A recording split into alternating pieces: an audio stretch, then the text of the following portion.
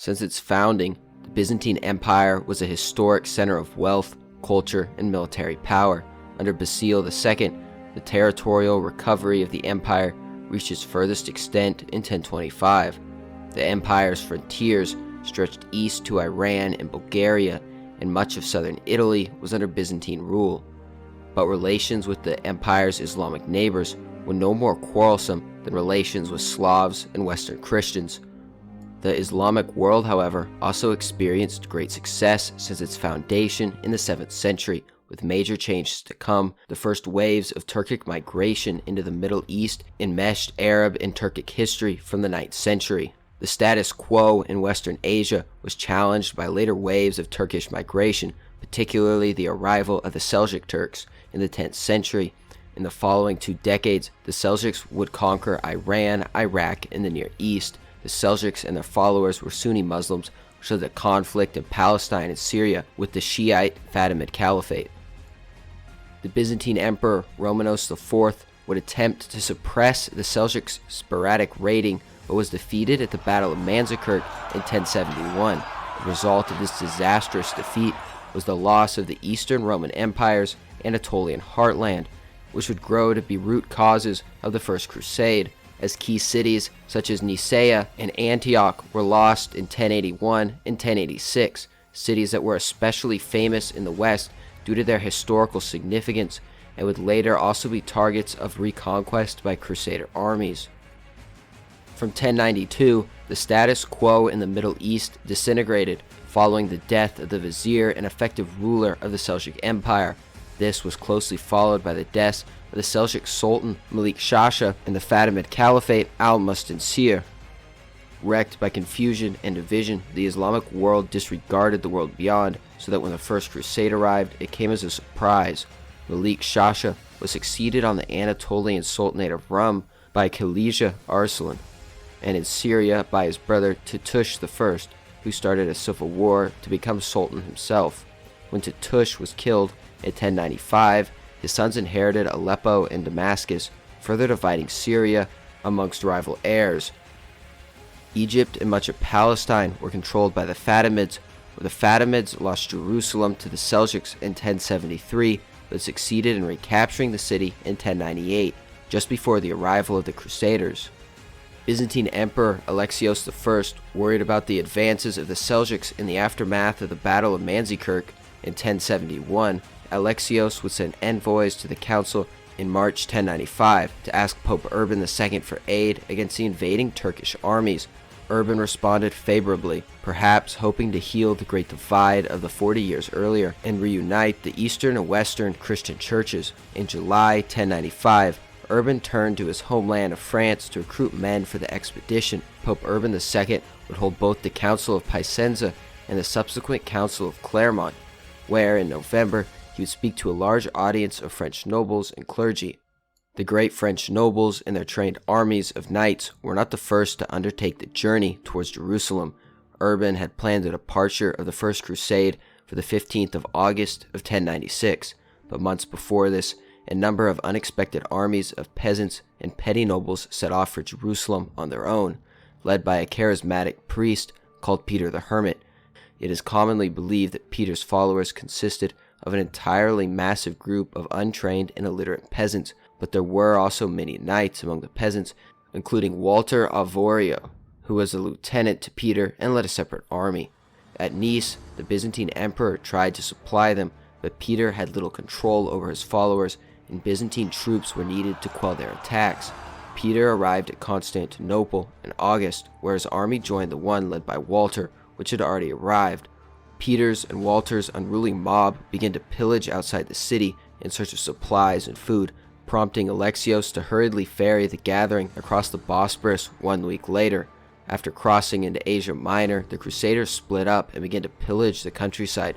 Meanwhile, Walter and Peter's followers, who although for the most part untrained in battle, but led by about 50 knights, fought the Turks at the Battle of Civito in October 1096. The Turkish archers destroyed the Crusader army, and Walter was among the dead. Peter, who was absent in Constantinople at the time, later joined the second wave of Crusaders along with the survivors of Civito.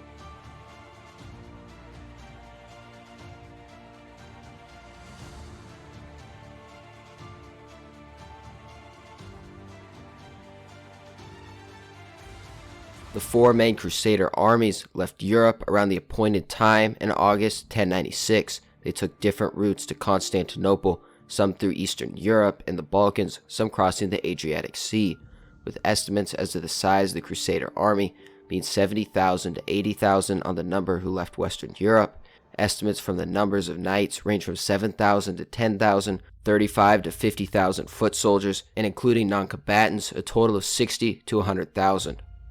The crusade was led by some of the most powerful nobles, including Bohemond of Taranto, Godfrey of Bouillon, Raymond of Toulouse, Hugh I, Count of Vermandois, brother of the excommunicated Philip I of France, Robert Corthus, brother of William II of England, many of whom left everything behind at their own great expense.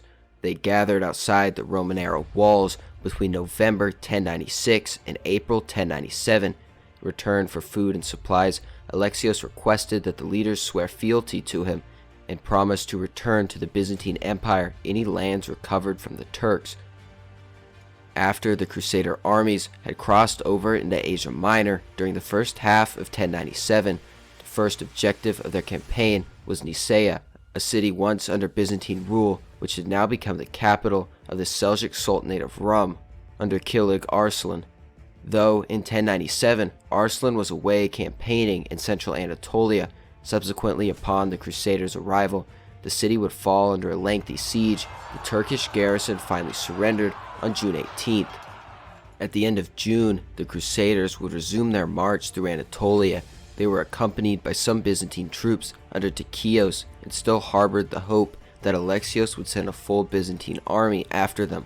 They also divided the army into two more easily managed groups, one contingent led by the Normans and the other by the French. The two groups intended to meet again at Dourlaume, but on the 1st of July, the Normans who marched ahead of the French were attacked by Arslan. Arslan had gathered a much larger army than he previously had after his defeat at Nicaea and quickly surrounded the Normans with his fast-moving troops. When the French would arrive, the Turks, who had expected to destroy the Normans, did not anticipate the quick arrival of the French and would flee rather than face the combined Crusader army. The Crusaders resumed their march through Anatolia unopposed, but the journey would be difficult as Arslan had burned and destroyed everything he left in his army's flight. It was the middle of summer and the Crusaders had been left with very little food and water. Many men and horses died. Fellow Christians sometimes gave them gifts of food and money, but more often than not, the Crusaders simply looted and pillaged whenever the opportunity presented itself. Individual leaders continued to dispute the overall leadership, although none of them were powerful enough to take command on their own. After passing through the Sicilian gates, Baldwin and Tancred broke away from the main body of the army after he was persuaded to launch a campaign across a region densely populated by Armenians.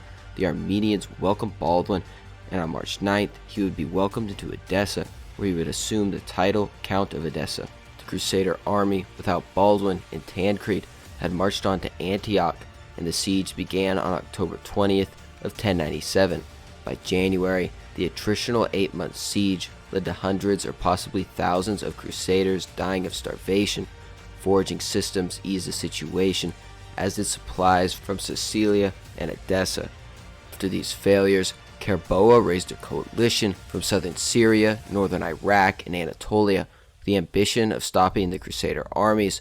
He would stop at Sarouj, which would be a major mistake. Meanwhile, one of the Crusader commanders, Stephen of Bois, had deserted and would tell Alexios the cause was lost and persuaded the empire to halt his advance through Anatolia at Philemon before returning to Constantinople. Alexios' failure to reach the siege was used by Bohemond to rationalize his refusal to return the city to the empire as promised.